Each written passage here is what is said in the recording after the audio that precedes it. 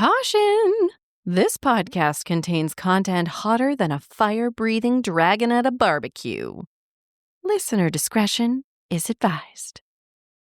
Your episode begins in 3, 2, 1.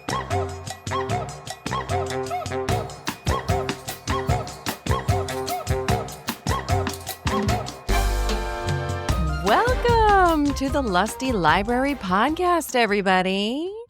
You've got your dirty dames here on the line. This is your girl, Birdie. We've got Joey. Hello.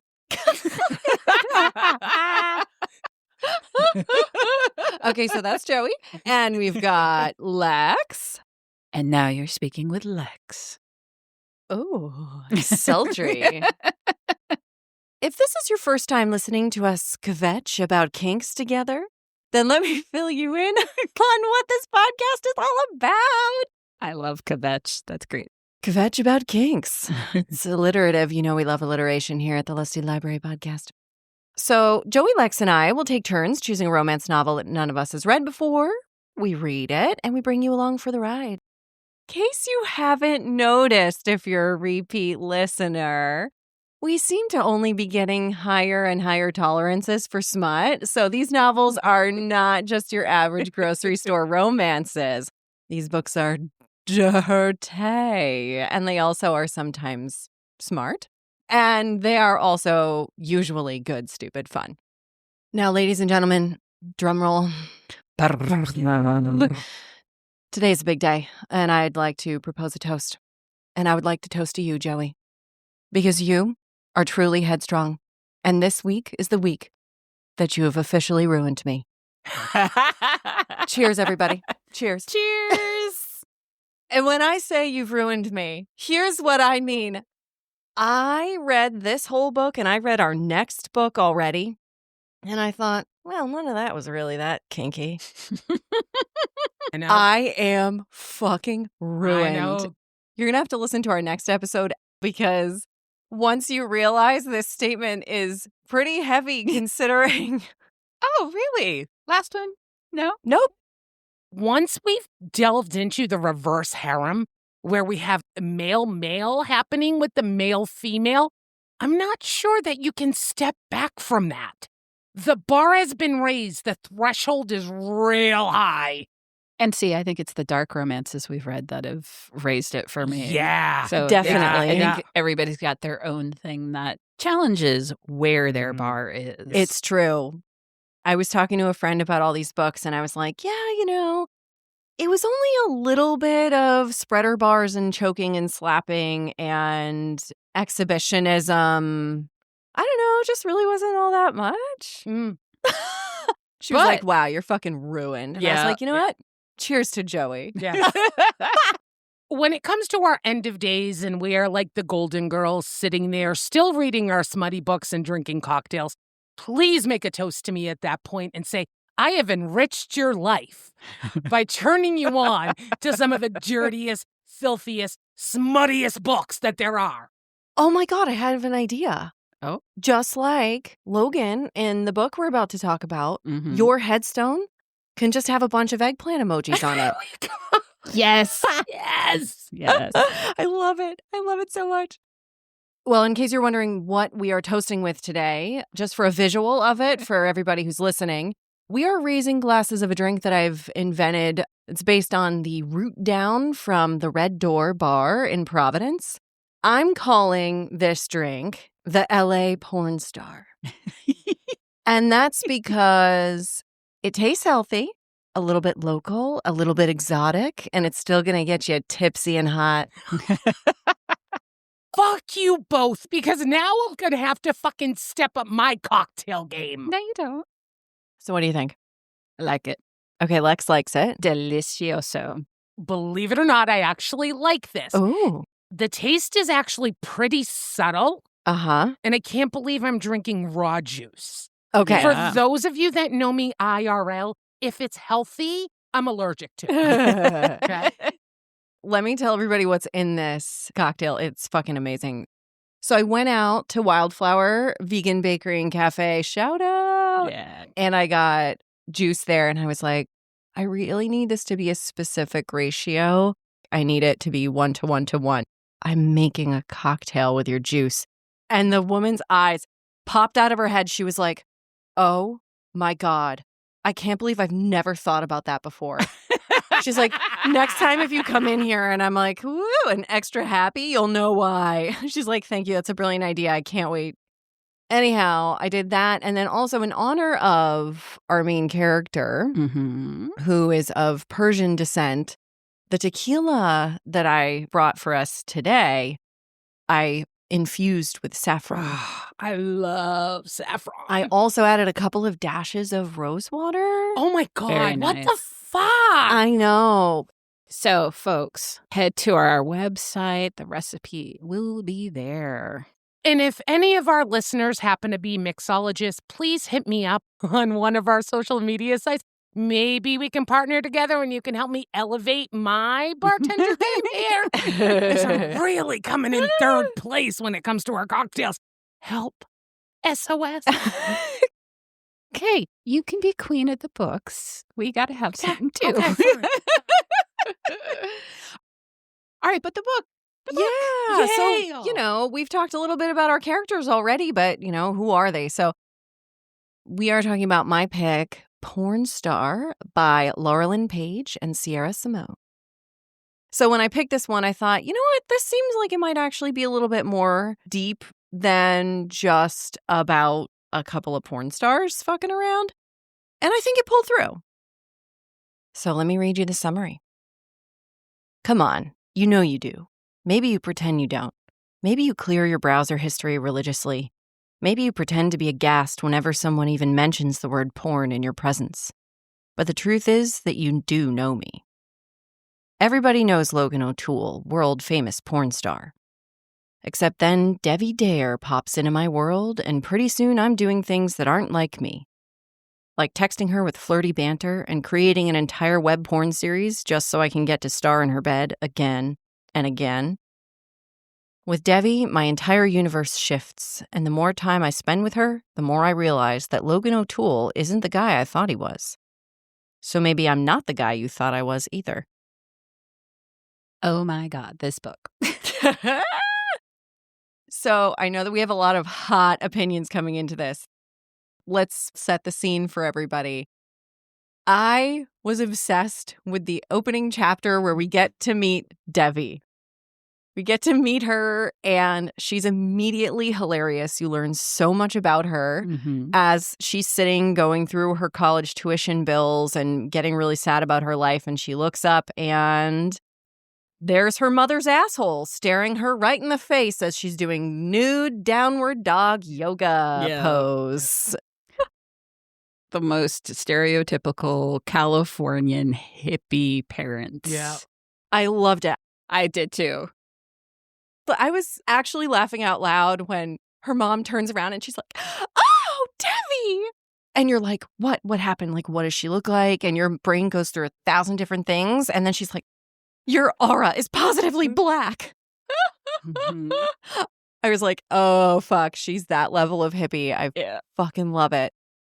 But I love the fact that Debbie realizes that her parents are cuckoo for Cocoa Puffs. Yes. But she wouldn't trade them for the world Right. because they love her. They support her. She knows her upbringing was different. Her parents are just adorable.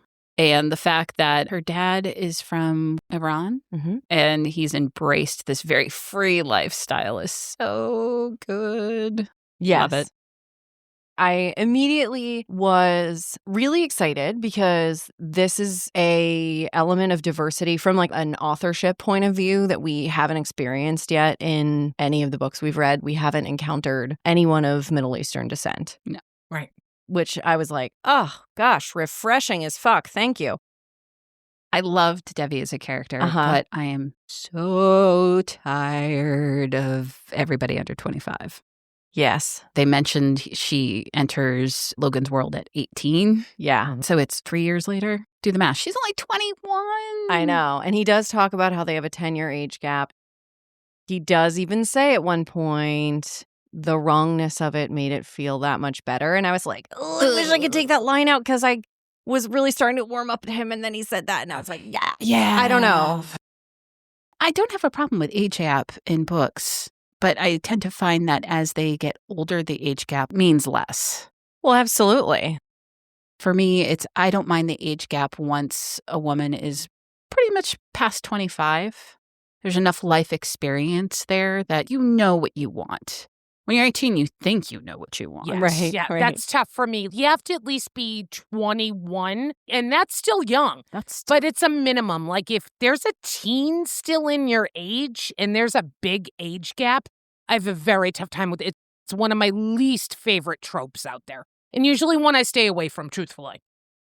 If somebody's had more things happen in their life prior, you can be a very old soul, 21, because of things that have happened in your life. Devi's particular background, no. She is a little newbie. Right.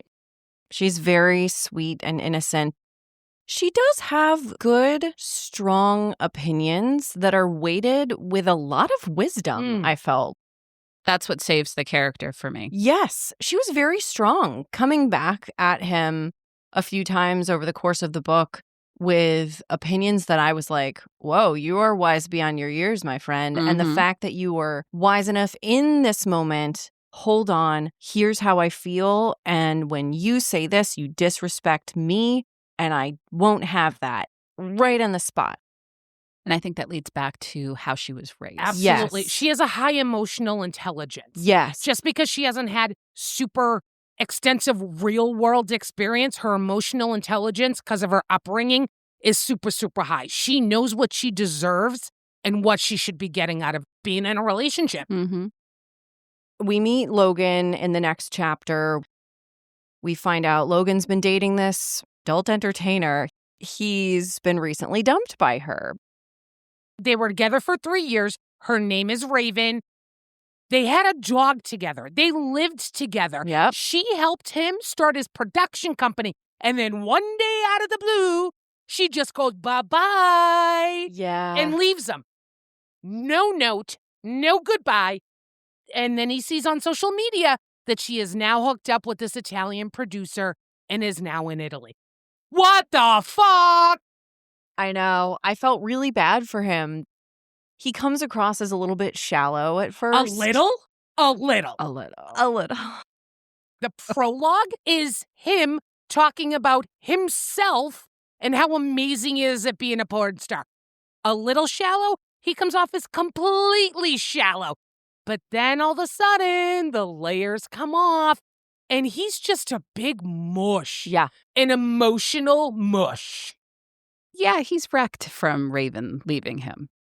So Raven and Logan worked together on many projects, and one of them was a threesome with a young, new ingenue for the industry. And who was it?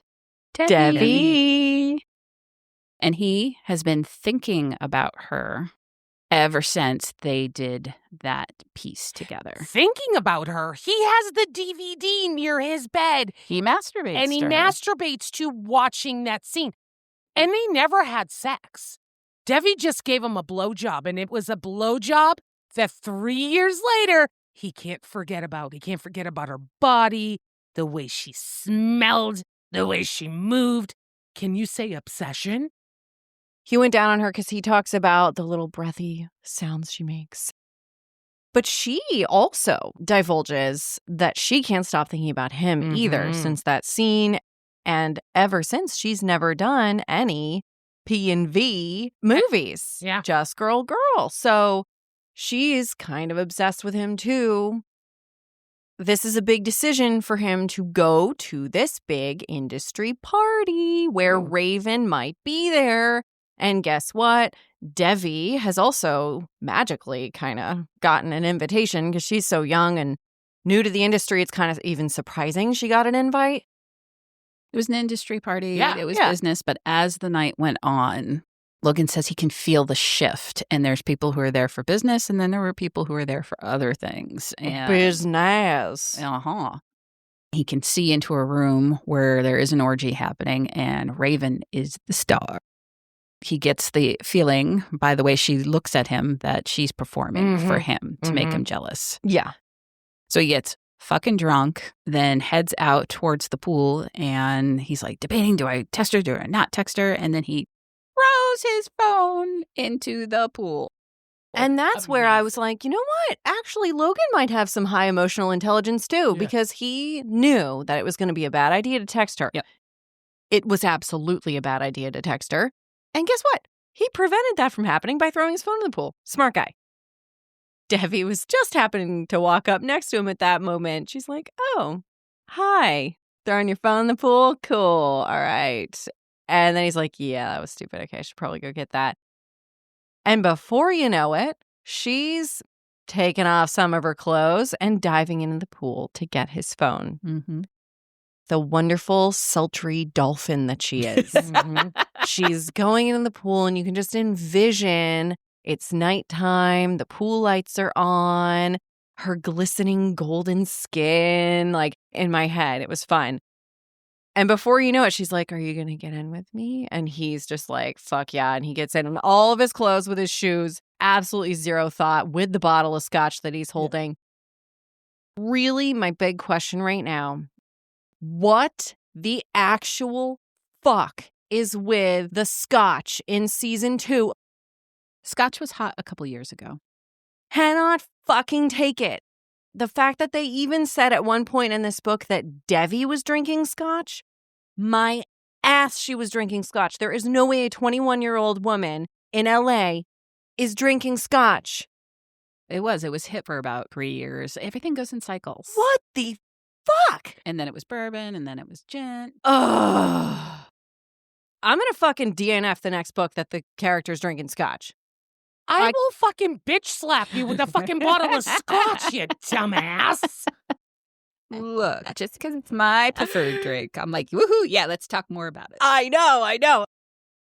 I literally wrote in all caps in my notes, what the fuck is with the scotch? I can't believe that fucking drives you nuts. It drives me so weird. Fucking nuts. My willing suspension of disbelief is absolutely gone. But wait a minute. If you're hanging around with individuals, you generally learn to drink what they're drinking. Yes. If she was hanging around with 25, 30-year-olds that were drinking wine, she most likely would be drinking wine. When was the last time you've seen anyone under the age of 40 drink scotch? When they're trying to impress people that they're around. Maybe it's just me. I'm with Joey on this. So as a 21-year-old, I did not enjoy the taste of it. Yes. I had to be older. Case in point. But you drink what's around. Fine. Particularly in LA. Are you kidding me? Yeah. I feel like I spent every motherfucking episode debunking the hairs that crawl up your ass. Yeah. They're having a moment in the pool, and this is like so filled with charged electricity. They're getting closer and closer, and they're waiting in the pool, and they're like so close, and he's giving her these eyes like they are going to kiss. And then he's like, okay, so I think I should go, but I'd love your number. Wow, emotional intelligence. Because what you hear that's going on in his head, he's like, I don't want Raven to taint what could be really amazing with this person. I need to fully flesh her out of my system, and then we're going to come back to this. I need to stop right now. So for a drunk porn star to stop himself from kissing somebody, I think that's pretty fucking strong will. See, and I wouldn't even put the porn star in there. I would say a drunk male. Yeah. He even mentions that it's so easy for him to just go straight to fucking somebody. That's true. So easily because he does it for a living. Yeah. It's not a big deal for him to fuck somebody. He could just do it and it would be like nothing for him, but he's holding back. We're watching a shallow person grow. Maybe Logan O'Toole isn't the guy that we thought he was. Yeah. They start this very cute banter. It's not a Joey style banter, is it, though? It's Joey. No. I can't say it made my toes curl. No. It was cute, Right. but it wasn't like, oh. Yeah. It was a week of sweet texts, like Yeah. very IRL kind of texting. goofy, fun, definitely a little bit spicy. And then eventually he's like, hey, so what are you doing tomorrow night? And she says nothing, and they go on what we think is a date. They meet up at a coffee spot, and they're hanging out, and he's like, yeah, they end up talking about this cool industry stuff. And she's like, wow, I've never gone out with somebody that's like in the industry before. Is this what everybody always talks about? And they're having this really great time. And then he's like, so what do you think? She's like, what do you mean? What do I think? And he's like, well, do you want to work with me on this project that I was just telling you about? And she's like, oh, Yep. oh, that punched me in the gut. I was like, Logan, you fucking ass. What happened to all your goddamn emotional intelligence? Did you wash it down the drain? Well, he's fresh off of this breakup. It's only been 3 months since he was left. He's been harboring this crush on this woman for 3 years. I felt this a lot in the book of not overstepping the line of the industry and making her feel uncomfortable. He was already getting so many signals from her that she was in it in like a emotional, romantic way. It really pained me to watch them go through this. Then we wouldn't have a book. Thank you. Thanks, Lex. Shing, I'm going to start tallying every episode that you mention that.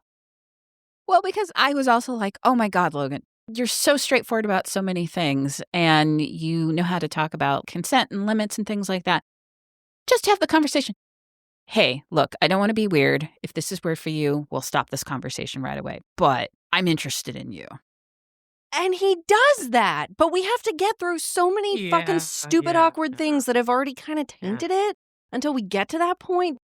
Which is like at the 75% mark of the book. Hence, I don't know. It was earlier than that. It honestly truly shocked me, actually, when it happened. He presents to her this idea. I want to make a series with you. And I want the chemistry to feel real, which is why I'm asking you. Mm-hmm. Basically, this series is two individuals that are dating each other, and everything is captured in real time, real feeling, real emotions. So you're following them out on dates, their first sexual experience with each other. And he chose her because he wanted it to feel real and he has chemistry with her. I would totally watch this series. Oh, I would too. Yeah. It's reality TV, but you finally get to the good stuff. The first date that he takes her on for the series, they go out to see a movie in the park. He packs up a little picnic. It's so cute. It's very cute. It's Night of the Living Dead and Shaun of the Dead. Yeah. Yeah. That's a great movie. A great fucking lineup. Because we find out that Logan wanted to go to film school. Yes. And that's how he ended up in LA. And like many folks, just kind of actually slid into the adult industry as opposed to regular Hollywood. They're at this movie. It's really cute. They have lots of wonderful, spicy moments that are warm and tender, but also charged with electricity. It's super fun. She's adorable, like getting scared at this movie that he says hasn't actually scared anyone since 1968. They film the episode. They pack up, drive back, and he's dropping her off at her house. They haven't done the first kiss yet. And she kind of says to him, well, for what it's worth, I would have liked to have done the kiss tonight. She gets out of the car, she goes up to her door, and he's sitting there, and he's like, fuck. Ugh. He runs over to her without the camera, holds her hand, and gives her a very chaste kiss on the lips. Then he goes, and she's walking, and she gets up to her doorstep, and he says her name. And he basically runs to her, tackles her, throws her up against the door, and they make out for the next 7.5 minutes. In the hottest door makeout session I have read in 2025. In 2025. Are there multiple door makeout sessions in the books you read? Yes, okay. absolutely. It was super, super hot. In fact, he says he's never shared a kiss with a woman like that. The way he described it was kind of funny. He's like, it felt like my soul was getting pulled out of my mouth. Yeah. And Debbie thinks it's completely off camera, just the two of them. Yeah. As does he. But then he gets back in the car and notices that the camera was still running, and it just so happened to be facing his back window and a little bit blurry, but caught it. Mm-hmm. And the framing was artsy enough. And he's like, yeah, this is beautiful. When he sends her the rough cut of it, he doesn't say, hey, guess what? The camera was running. Didn't realize it was running, and it caught that really hot moment. You remember that? Ooh, that was fun. I can't wait for you to watch the cut so you can see how it turned out. What a lucky catch. Yeah. Fucks it up. This is how you end up running through majority of the book where the two of them don't necessarily know how they feel about each other. In this situation, she's like, oh my God, he came to kiss me. He came after me. He tackled me to the door. It was a real moment. And then all of a sudden she sees it on camera. So she doesn't know that it was happenstance. I know. It's so frustrating. I could not get my eyes to stop rolling back in my head every time these things happened. Yeah. It was so painful. Yeah. But believe it or not, these situations do happen to individuals who aren't necessarily the most open and forward about communicating things and maybe don't feel so secure in themselves. Yes. Okay, I got an eye roll out of you, Lex. Absolutely. Doesn't mean that I'm not going to react like Jesus Christ. Oh my God, I love it. So in between filming each of these episodes, because they happen every couple days, they are continuing to work on their other projects. Right. So Logan's still doing his normal work because he has his own production companies, making his own films. And so, he's fucking other women at this time. Debbie does modeling, and she's looking to expand her career. So she's actually in conversations with another production house that's well known in the industry. The next date they go on, he's starting to curate things, and it's getting very cute. He does take her on another picnic. However, he's brought sushi, and he takes her out to the outskirts of LA. And as it gets dark, he goes, do you see why I brought you here now? And she looks up and she's like, oh, the stars. It's so wonderful because they'd already had this moment when they first saw each other again in the pool with the stars and Cassiopeia. She's pointing out constellations and So explaining the great. myth of all of Mhm. these. This was one of my favorite scenes in the whole book. He's like, we've had our little dinner here. Let's go to the next scene. He starts setting up the camera, looking at his car, and she's on the hood of his car. He's like, tell me a story. Tell me about the constellations. He goes, what are those two bright ones? And she's like, oh, those aren't actually stars. Those are planets. Right. They're going to be the closest that they're ever going to be tonight. They're going to look like they touch. She begins telling him this Persian folktale Mm-hmm. of Layla and, I'm going to butcher it, Marjan. The core concept is star-crossed lovers. So she's telling him this wonderful story, but she's telling it to him, and he starts kind of creeping his way up her leg, and he pulls her underwear off and stuffs it in his pocket. Make note of that. And then he's going down on her while she's on the hood of his car. And he keeps saying, tell me more. Tell me another one. And he proceeds to give her oral until she comes 4, 5 times. It sounded just like repeat, repeat, repeat. More than 2. Yeah. Less than 6. Yeah. Beautiful threshold right there. Thanks, Lex. Thank you for that. I really loved the description of the first time she was coming, and she describes it as like her whole back lifted off the car, Mhm. and she was ripping his hair out as she's like gripping onto his head, and then throws herself back onto the hood of the car. I was like, ooh, you can just feel how good that was. Yeah. That's a good one. Yeah. Yeah. At this point, She's getting ready. She's unbuckling his pants. And all of a sudden, woo, woo, woo, Whoop, whoop. Yep. It's the sound of the police. woo. The police show up and he's like, well, you better get moving along here, folks. They have to get back in the car and cut the scene short. He is left unresolved. And they get in the car and she's just like, I can't take it anymore. She unbuckles her seatbelt as they're flying down the highway. And she proceeds to attempt to give him roadhead. Now he's like, fuck, yes, let's go. That is hot. You know, he's got his hand on the shifter. She's got to work her way around that. It's, oh, yeah, baby. And he's like, no, it's okay. You don't have to. Fucking Logan. Ugh, Yeah. so frustrating. And she sits back. They get to her house. He's dropping her off. He's helping her bring her stuff back in. This is where she pulls out A++ score in emotional intelligence. And she's like, listen, when you turn me down and you tell me that the decision that I've made is not correct, I told you I wanted to do this. I only do what I want to do with my body. I'm here and I'm telling you I wanted that and you turned me down. So what's the deal? What have you got going on? Well, and he didn't just turn her down. He turned her down with the idea of, no, this isn't right. I don't want to manipulate you. I don't want to put you in a bad position. Yeah. He made that decision for her as opposed to, it's okay for him to turn her down if, look, I'm just not into it right now or something like that. Consent on his end is still okay. Right. But he was making choices for her, and that's the difference. Yes.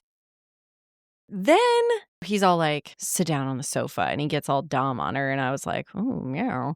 And he puts his feet in between her legs, and he drops to his knees and holds her ankles, and he's staring her in the eyes, and he's like, okay, listen, I'm obsessed with you. I can't hold it back. I don't know what to do about it. I've been trying to withhold because I'm trying to be goddamn professional, but I can't fucking take it anymore. And he just like totally unloads all of this information on her. And then he's like, okay, so are you going to be able to handle this? I know that we're trying to have a professional relationship here, but what's your opinion? Tell me now and I will stop if you're not into this. And she was like, oh, well, great. Because I'm kind of a little bit obsessed with you too. Great. We've aired it all out. It's only the second date. Pretty good timing considering all the shit back and forth. If they had gone one more date, I think I would have lost my mind. Well, and thankfully they've been texting back and forth between dates too. So totally. You know, I think that helped. Absolutely. But that's the part where it's just like, why the fuck doesn't he think that she's not into it? There's so much happening off the fucking camera. The element of them working together and him being very pro-woman in this industry, he feels like he's crossing a line because they are working together. His morals are getting in the way of him wetting his dick. With his production company, because they're in the industry that they are, he's making a very clear line that he is not like traditional porn. He's very much like, we need to keep boundaries. We need to keep the guardrails in. This is how we keep our female performers safe. Makes it very difficult to navigate a relationship. Right. They have all of their admissions, and then he's just like, fucking great. So now I need one more taste. And he proceeds to go down on her and get her up again. And he's like, all right, I'm going to go now. He's going to go all right. Yeah, he's going to go. He's going to go home. Honestly, this really tiny moment that happens next was so fucking hot. Great. So he gets home and he's like, holy shit. And he has to fucking go to town. And he realizes that her silk panties are still in his pocket. So he films himself jacking himself off with her panties and sends it to her. And I love her response too. He's like, all right, well, how about that? And she's just like, Can't type. Fingers are too busy. Yep. It was so hot. I was like, oh my God. But I was also just like, but what if his phone gets hacked? But what if this? What if that? They're sending all these dirty photos to each other. Oh my God. Wait And I'm like, a minute. He's they're an a fucking adult porn star. entertainer. I know. mean, I know.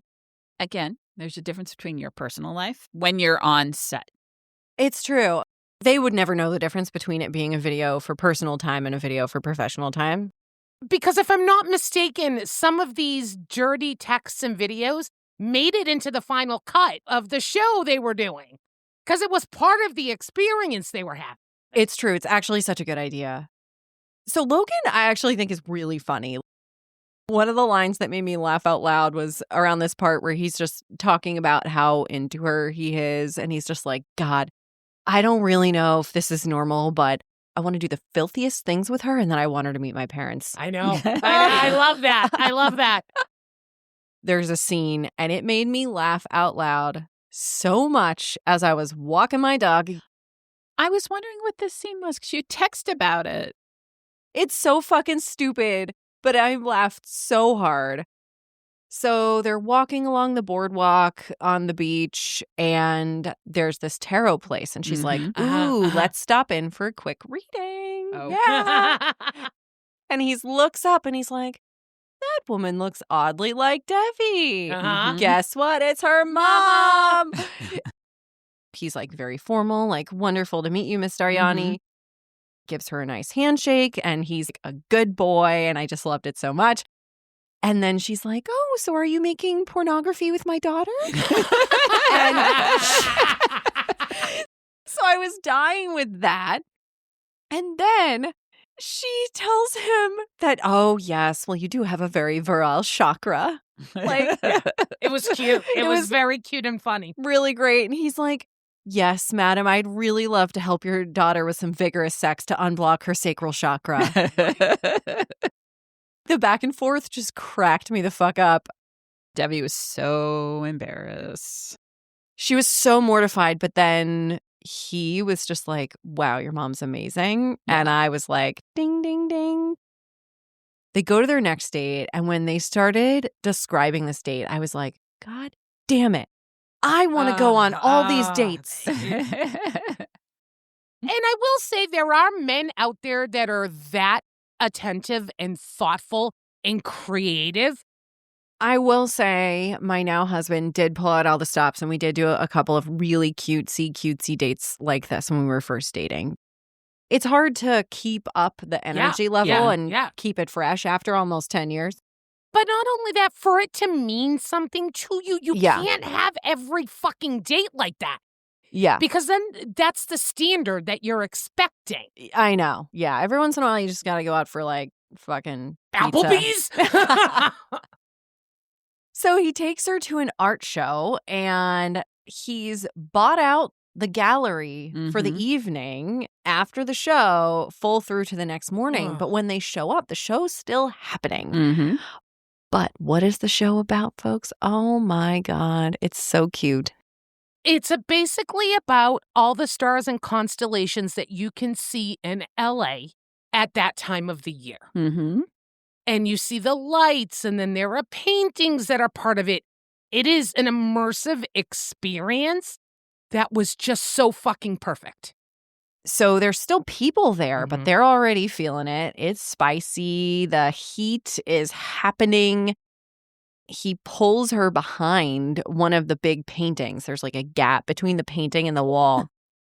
He's like, well, fuck it. Let's set up a camera. And she's like, oh my God. Like, there are so many people here. What if somebody pokes their head behind this? Like, you can see our feet kind of like, oh my God. And he's like, no, it's going to be fine. Like, I promise it's going to be okay. That moment was even more deep than the way we're portraying it because he said, do you trust me? Yeah, that's true. I will make sure that we don't get caught. That to me was the pivotal moment where it went from I have an infatuation to I have legit deep feelings and such a deeper connection with you. It's true, but I was also like, what the fuck's he going to do to make sure they don't get caught? Diddly Diddly squat. Nada. Why don't we let our sexy stud read us a little bit about this scene? Bring it on.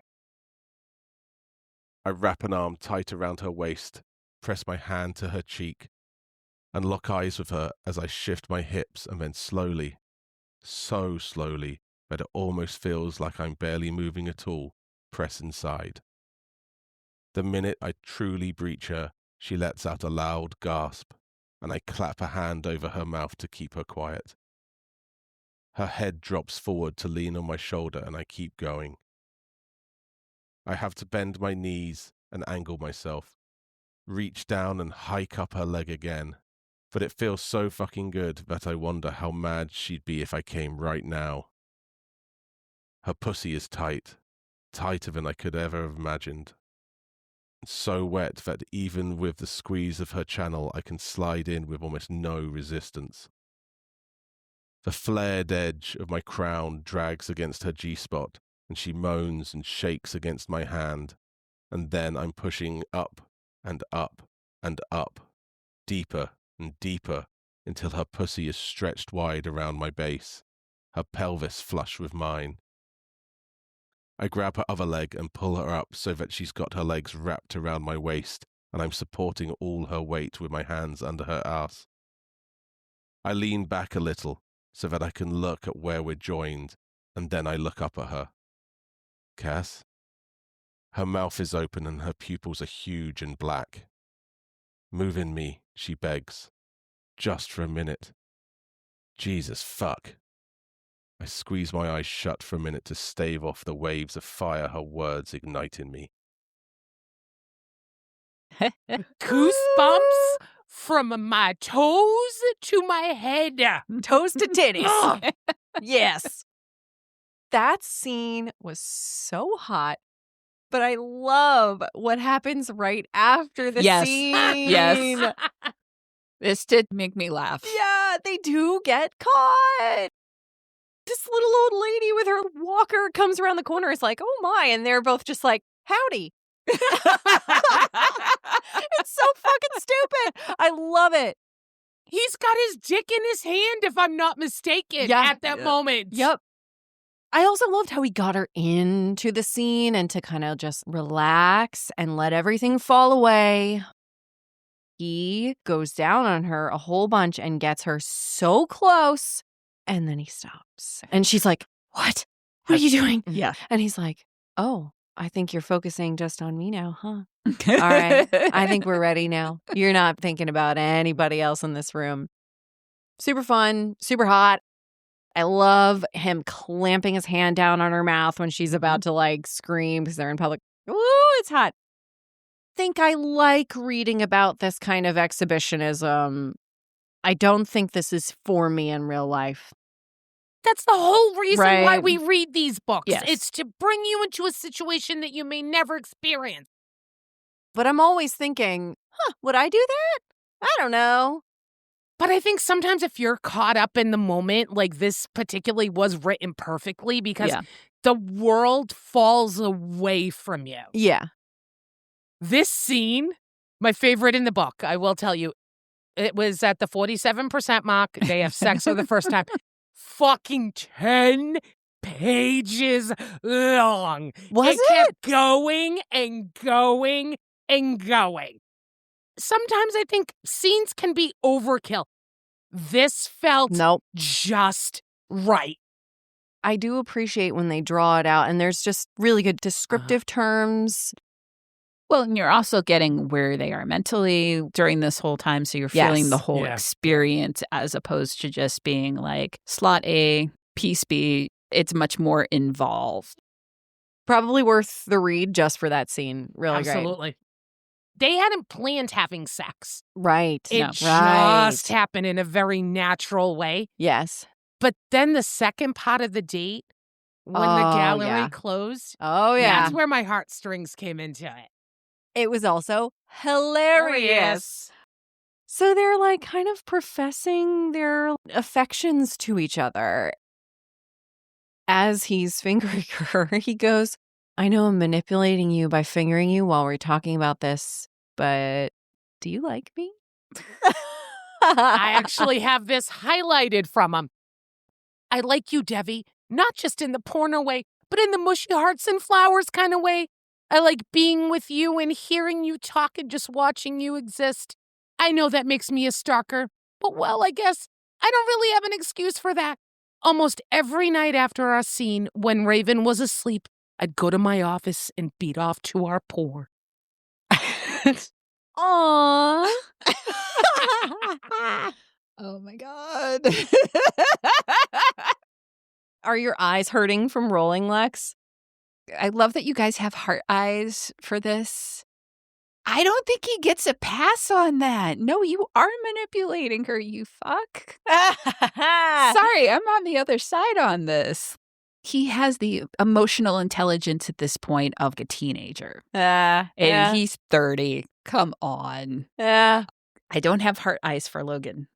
That's fair enough. I do not. I love Devi. Yeah. And I actually think she can do better than Logan. So, like, the sex is hot. Absolutely. Have the hot sex. But, yeah, he is a stalker, dudes. Anyway, moving on. Oh, my God. I love it so much. I love it so much. I didn't think he was a stalker. What? Did I think he was a bit manipulative? A bit? Creating the show to get to work with her? Uh-huh. But she agreed to.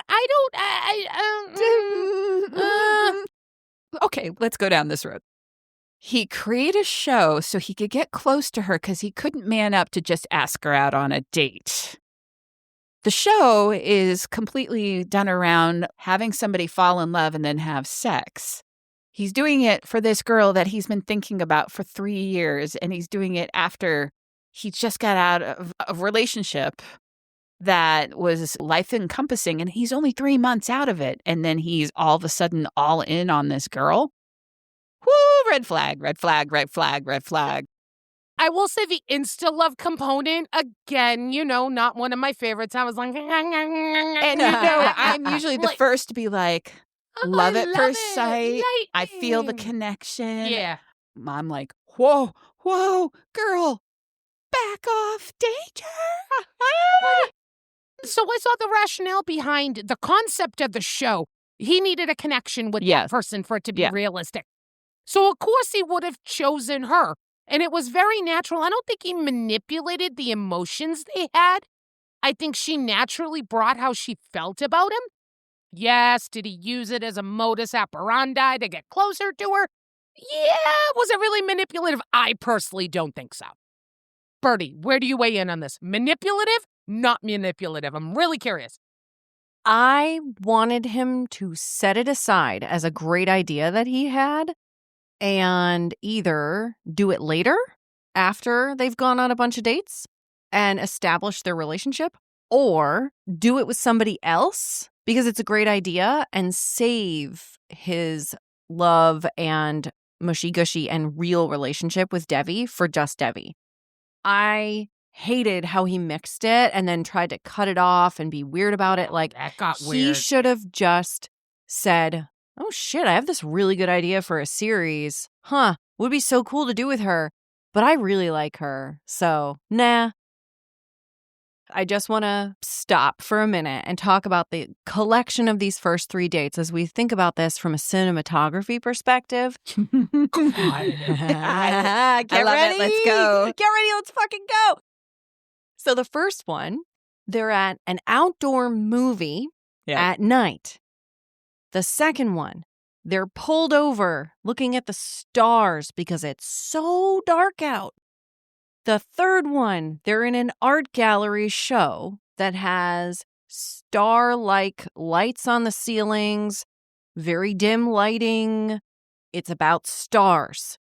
Where they do their scene is behind a painting in the dark. Are you catching my drift right now?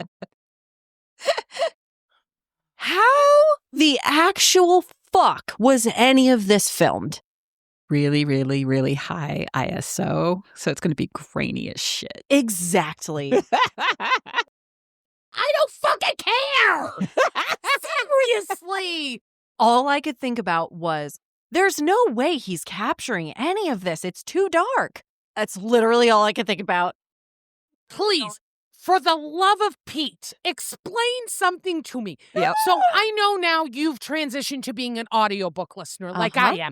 I know what my experience is, and I'm sometimes doing dishes or whatever, folding laundry, coloring my hair, or whatever I'm doing at that moment while I'm listening to my audiobook.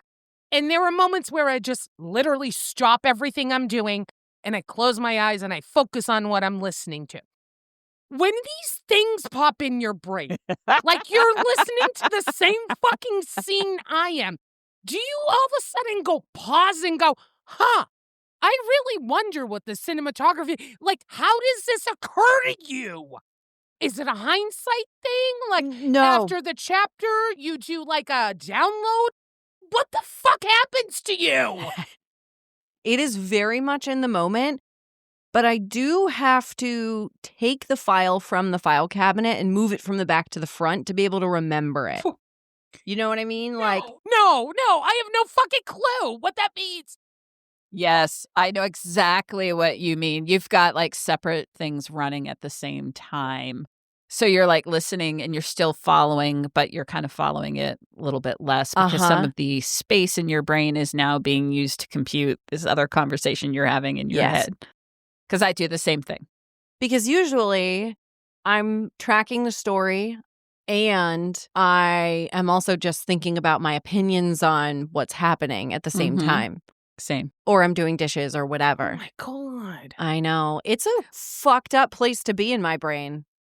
Welcome to the ADD brain. Yeah. Is that what it is? Absolutely. I just don't understand where these pop-up windows come in. To me, it's almost like a fucking virus on an old computer where all of a sudden these pop-ups come up. Absolutely. But how do you processing the story while that's happening? Sometimes I'm not. Sometimes I have to go back 30 seconds to a minute and re-listen to the last minute because I realized that I have created a scene that has overpowered the one that's actually coming in through the audiobook. Listen, it's not a beautiful place inside my head. Thank you for clarifying. Yeah. Fucked up Birdie land. Welcome to Birdie Brain. Thinking about it, he has probably got a very high-end camera that can do low-light situations and still have a decent depth of field. You would hope. That's what I'm going with. Yeah. Thank you for your perspective on this. But I'm just saying, the three of us have enough industry knowledge about lighting to be dangerous. And I'm just sitting here going, I'm sorry. Yeah, he is not creating pretty, flashy, glossy scenes. No. Absolutely like guerrilla filmmaking. I also was wondering about the quality of the sound and are they really capturing everything, especially in that scene with the backdrop of an art gallery. Everybody's just like, womp, womp, womp, womp, womp. You said sound and my stomach just dropped because I'm like, oh, fuck, that's the worst to try and capture. Stop that. Stop that. I'm just hitting my head against the microphone. You people are fucking weird. Okay, moving on. Joey wants to talk about the smut again. Yes, this is what's important. We do get into a back-to-back series of troubles at this point for our lovers. Oh my God, of course. Like, you don't think there's going to be troubles in this? I know. What could possibly go wrong when two porn stars decide to date? We get it back to reality. Debbie has a job coming up and she says, hey, you know what? Logan, why don't you come on down? You can sit on set. It's a girl-girl scene. Come on down. And he's like, oh, hell yes. He sits on set and he knows that he just wants to kind of make himself scarce, but he watches the scene and he's like, hot damn, this is great. It's just like porn in real life. I get to watch this girl that I really like. The first scene ran over, so she's rushing to get to her second scene. Her second job of the day is her first het scene that she's had since Logan. Different company. She's booked it. She's a little bit nervous. As she's driving and she's pulling into the house where she's got to do her second scene, she already had fucking doubt in her head about why she was doing this scene. It's true. She was already starting to feel the pit in her stomach of like, do I really want to do this? Why am I doing this? Yeah. She comes in and she runs smack into Raven. like drops things on the floor and has to pick them up.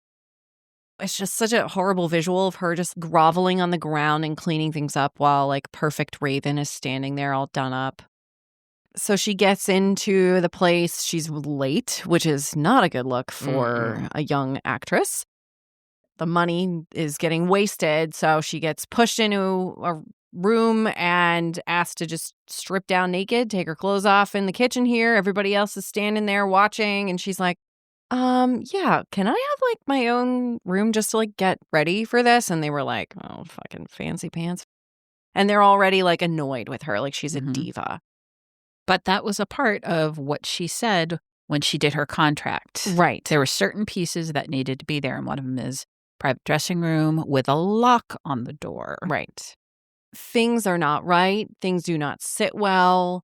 And one thing after another happens, and she's like, listen, I can't do this. I gotta go. She books it back to the office. She's starting to put her clothes back on. And the door just ends up flying open again. And douchebag Bruce, the lead male, comes on in while she's getting dressed and proceeds to try to make her feel more comfortable and starts to touch her. Yeah. Rightfully, she loses her shit and she's just like, get your hands off of me. And right as things are about to get potentially maybe bad, the producer knocks on the door and is like, hey, what's going on? Everything okay in here? And kind of saves her. Producer's response was not great. She was even hoping that this producer was going to be her saving grace, one of the better ones in the industry and more open and, supportive of women. Nope. Did not get that at all. No. Not a great experience. Get your shit together. Get on set. You're costing me money. It was bad. She leaves the set and she's crying and she's driving around. She doesn't know what to fucking do. And she eventually finds herself on Logan's doorstep and she knows where the spare key is and she lets herself into the house. And there he is sitting there editing on his laptop. He sees her and he's like, oh, no. It was a very sweet moment where she was just like, I don't want to ever do that again. I don't think I can handle that. The biggest eye-opening moment for him is he didn't realize she was going to do a head scene. Right. She needed to be taken care of and consoled and made to feel tender again. So she was being very sexual towards him, and he would not sleep with her until she told him everything that happened. Yeah, I liked that. That was a really nice, delicate moment. As she was driving back, she realized that she had feelings for Logan, and that was one of the reasons why she really couldn't do the scene. In addition to everything that had happened on set, but the reality set in is she had fallen in love with him. Yep. Insta-love. Is it insta-love if they've been pining for each other for 3 years? That is true. I was thinking about that. But do they know each other? Just because the thought of someone in your head doesn't mean that's the reality of who they are. Like, they didn't know each other. No, I just think they built up a person that they thought was that person. There you go. You just hit the nail on the head. Fair enough, though. They have a rather lovely, also kind of kinky, kind of traditional night. It's like there's a little bit of missionary in there, but it's still really nice. I love what he says about it. Yeah. He's like, I never do this because it doesn't look good on camera. Yeah. But it's so intimate. Yeah. So I think it's funny that the missionary position is the taboo position for him. I know. I kind of love that. I kind of loved that. Nice. So it makes it all that much more intimate. And that's when it comes out, the big 4-letter word. They have decided that they are in love. And they say it out loud. And there's then some spanking, maybe a little bit of rimming happening. There's some kinky shit that happens that night. There's lots of fucking. Yeah. Yeah. Because she says she wants to erase the feel of the other guy touching her. Yes.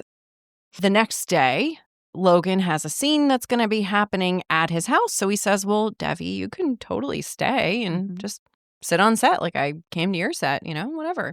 Bambi Roo. Bambi. Bambi coming down. The names in this fucking book.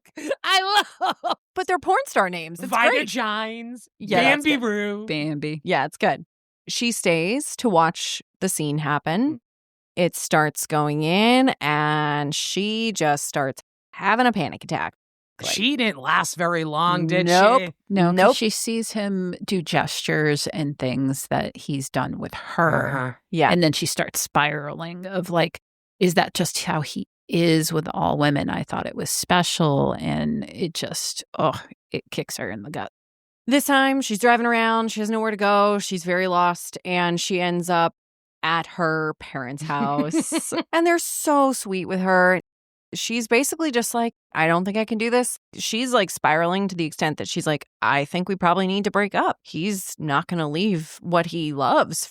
But it's not just about Logan. It's about every component in her life. Yes. She's trying to figure out if she wants to stay in the industry, Yeah. like what to do next. And her parents are being airy-fairy. And she fucking loses it with her parents. And she's like, I just wish you'd tell me what to do. Yeah. Instead Or of, tell me what you think. Like, be Yeah. real with me. Yeah.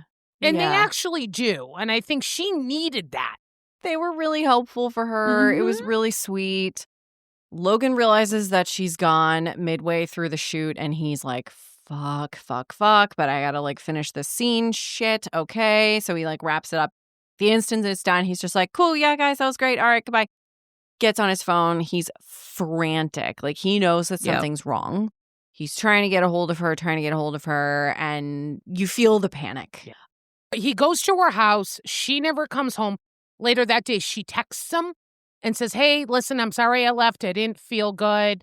And he's like, I want to see you. She's like, nah, I'm just going to stay at my parents' house. Yep. But I will see you tomorrow because we're filming our last scene. So he starts spiraling and he comes up with this whole idea of how he's going to fix it. The whole problem is that they mixed it up together and they got to separate it. The big thing is that Devi and Logan have to compartmentalize the two. Work is work. Their relationship is their relationship. And as long as the two don't mix in with each other, they'll be fine. They can keep making their porn and then still be in love with each other. And a whole season 2 coming up for them. Yeah. Yeah. He's very excited about it. Yeah. So she comes back the next day. They film their scene. And Logan hasn't had a chance to talk to Devi about his plan. So he's like, I'm going to try it. So he's a little bit more closed off.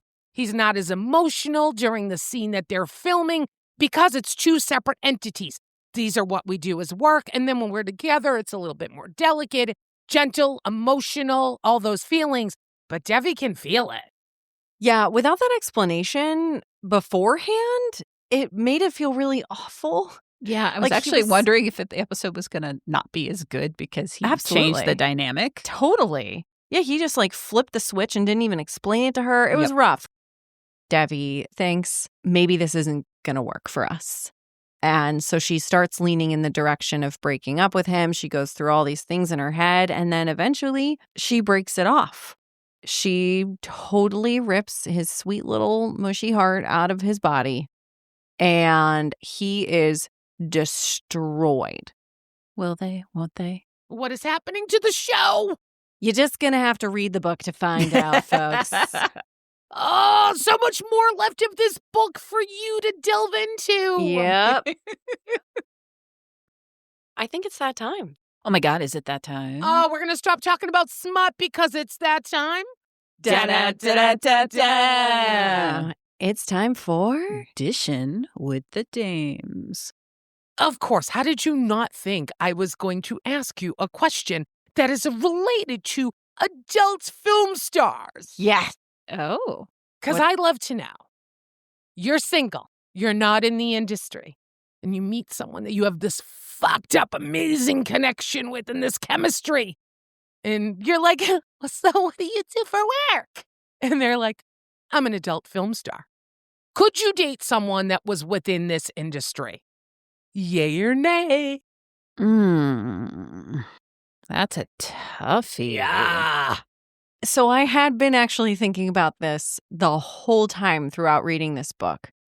I'm really torn on it because I think if you establish a relationship with a person who is already in that industry and you go into it with a certain mindset, maybe it's possible, but you would really have to clear things up with that person. Like, how good of an actor are you? Are you acting with me? Are you acting with them? I can't tell. How do we keep things special for us? All the questions that they talk about in the book, I'm like, oh yeah, these are very valid questions. How do you manage it? I don't know.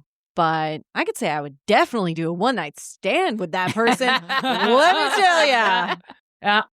You led the question with amazing connection, chemistry, that piece of it.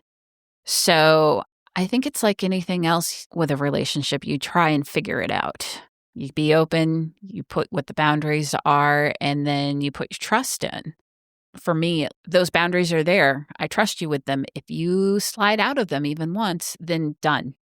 Too bad, so sad. You had your opportunity, bye-bye. So it really has to do with trust and respect. That's with any relationship, though. So like, yeah, would I give it a shot? Sure. Do I personally think it would work out easily? No. I think it'd be a lot of fucking hard work. So that connection would have to be real strong to want to put the effort in. So I think it would all have to depend on the person. Yeah. If it was this particular main character, fuck no. I don't think he'd be worth it. But is it possible? Yeah, it's possible. I've had experiences in my own life that are adjacent to this. Have I been with a porn star? No. Have I been with somebody who has been behind the camera for adult models? I've had people ask me, like, how can you be with somebody who's around all these beautiful women all the time? And it's like, I trust them. It's fine. And, you know, in that relationship, it worked out. So I'm just kind of extrapolating beyond that. Could I go the next portion of that? Yeah, probably. Well, for me, it's unequivocally no. I couldn't do it. Yeah. And not because I frown upon what they do in the industry. That is your choice. I believe sex work is real work. Knowing who I am as a person, I try to be a great communicator. Mm-hmm. But then sometimes I worry that I overly communicate, that I make so much out of little things. So I kind of hold it in and hold it in and hold it in, and then I blow up at certain points. Even though I always say, we need to talk about these things. Knowing how I feel about myself and then seeing someone that I start to care about be with someone else, I can't do it. When I am emotionally in with someone, I'm emotionally in. If you have tamed my dragons and gotten past the moat and made it to the castle, then that means a lot, and that means I give you 1,000% of myself. Mm-hmm. I can't see you with other individuals. It just doesn't work for me. Would I have a one-night stand? Absolutely, because emotions are not involved in that. I firmly believe love and lust fall into two separate categories. 100%. And when you can bring them together, that is the best of all worlds. I think that's what we hope for in life. But I can't. I will say no. I don't care what that chemistry is. This could be the one person that I've been waiting for my entire life, and I know I couldn't. It would be too hard. And not that I'm not willing to put in the work. It would be harder on me, and then my partner would have to really just baby me the entire time to feel better about myself in the relationship. Yeah. And that doesn't work. When you are having to hold somebody up in the relationship the entire time, that doesn't work. I don't care how much of a giver you are. It needs to be 70-30, 50-50, 60-40. There needs to be variations in your relationship, but you both got to come in at 100. It can't be that one person giving 99 while you're at a 1 all the time. It just doesn't work that way. So fuck no. I had a feeling you were going to say that. Yeah. Oh, yeah. Just knowing me. Oh, yeah. Yeah. Oh, yeah. And I'm just realistic about it. And I'm someone who really wants to be open in life. I really make a conscious effort to be like, oh, I'm not going to knock it till I try it. Mm-hmm. But I know me. I've been in my brain for so many fucking years, and I know how I feel about things. I don't think I could. I know I couldn't. Yeah. And it's so wonderful that you know yourself that well. Yeah. Oh, yeah. So that's really all it's about. Yeah. All right, ladies. Well. Listen, we will lay with the porn star, but we may not love a porn star. Absolutely. All right. Well, let's see how many stars we'll give this book. Where do we usually start? Wherever you want to Romance, start. smut, story, overall. Romance, smut, story, overall. RSSO.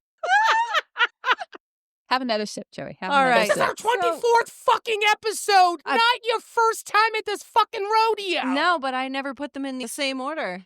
No, because you're fucking diabolical chaos. I know. All right, ladies. What do we think for the romance? You can give it 1 to 5 roses. Lex, where are you at? This is very funny because this book, I had to use my little analytical brain on it because I'm like, well, it is very romantic. Even though I'm not big on Logan, the romance is there between the two of them. As I was reading this, because, we don't read it at the same time, I'm like, I bet they'd love this. I bet there's heart eyes. And then listening to the two of you, it's like, yup. So I'm actually rating this out of 4 because I think there's a lot of romance in there. Is it getting my heartstrings going? No. But do I have several people that I would recommend this to? Absolutely. Mm-hmm. A lot of my rating has to do with what do I observe?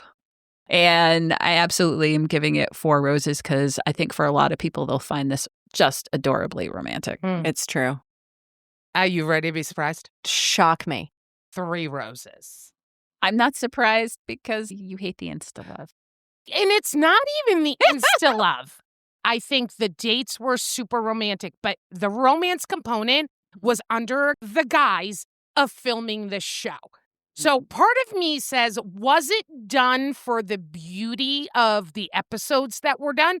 Or were these specifically customized for her? I think it's a little of column A and a little of column B.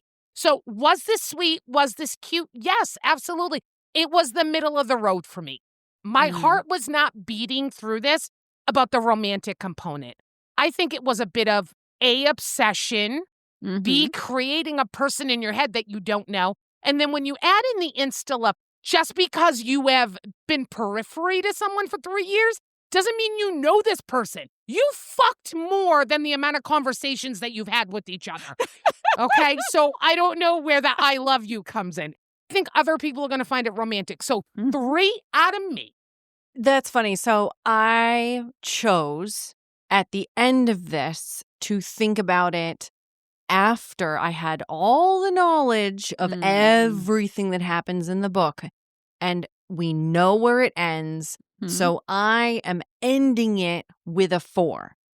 I went through a lot of tumultuous points, similar to you, Joey, where I was like, he's killing me with the putting everything under the lens. But when it's all said and done, he never really meant to do that. And everything that he did was with this very, very sweet intention. Every date he put together was absolutely the date he would have done if they weren't filming it. He was always very romantic, including the last grand gesture of the book, which is very sweet. It was very cute romance. It wasn't teary romance. It was very charming and cute. But I thought it was really, really, really sweet and thoughtful. Let's talk about the smut. Joey, you can give it 1 to 5 raindrops. How wet are you? So I'm not soaking. I am at a 3.5. I think the smut in this book was good. There was a bunch of different smut. Part of the what makes a book super steamy for me is the addition of the dirty, kinky sex with chemistry and emotion. Did they have some chemistry? Yeah. Did they have some emotion? Yeah. Did it jump off the page? No. Did I love that 10-page scene at the 47% mark? That probably was my favorite because that's where all the chemistry was happening. That was unfiltered. The accidentally putting my tip in there and she's just like, put it in once. Like that to me was raw. That was the best one in the book. So 3.5, it was good. Where are you coming in, Lex? I'm putting it at a 4, and it's mostly for volume. Yeah, there's a lot of it there. There's a lot. There's a lot. So if you want a smutty book, here's your smutty book. Yeah. It absolutely got 4 raindrops for the volume. Very, very, very heavily focused on female pleasure. Yeah. Oh, that was nice. Yeah. I loved when she's like, I choose this, I want this. So it gets a 4 for that. I am falling smack in the middle. I'm at like a 3.75. I absolutely loved it up until the 60% mark. It was like after a certain point, it got a little bit too basic.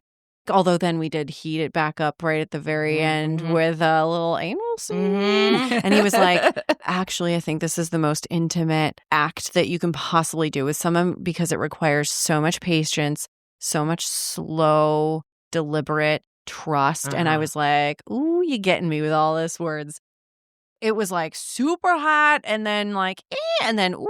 So yeah, 3.75.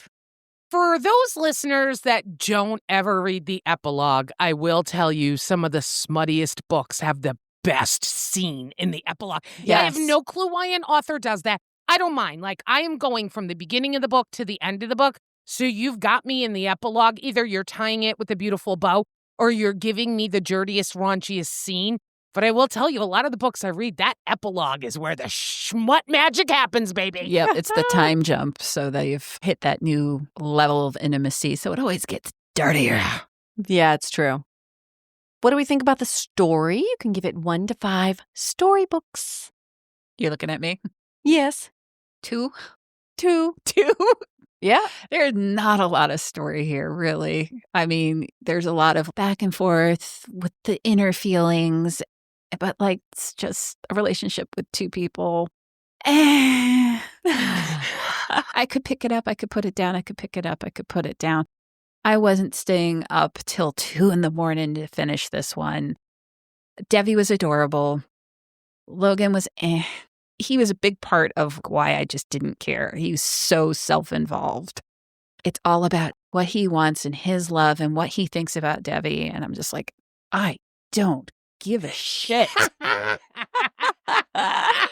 If you guys hadn't picked this book and I didn't love you, I wouldn't have made it through. Wow. Love it. No, sorry, 2. Fair. Yeah. What do you think, Joey? Holy fuck. I'm giving this a 4. Okay? We're opposites And today. completely the opposite reasons you had. I went in with a very preconceived notion. I read the summary, so when Birdie picked it, I'm like, oh, she picked it because of the fucking name. I know these two authors. I was like, this is going to be a dirty book. Great. I'm in for it. I think with some of the heavier books we've had, this would have been perfect. The depth in this book actually kind of surprised me. The human nature and human component about how people feel and how people act for adult film stars kind of threw me for a loop. And then an insight into the industry. My Italian analogy, I was eating an artichoke. I had to pull all the things to get to the artichoke hot, to the goodness of it. It was there. So I enjoyed it and was surprised by that. So a 4 for me. Yeah.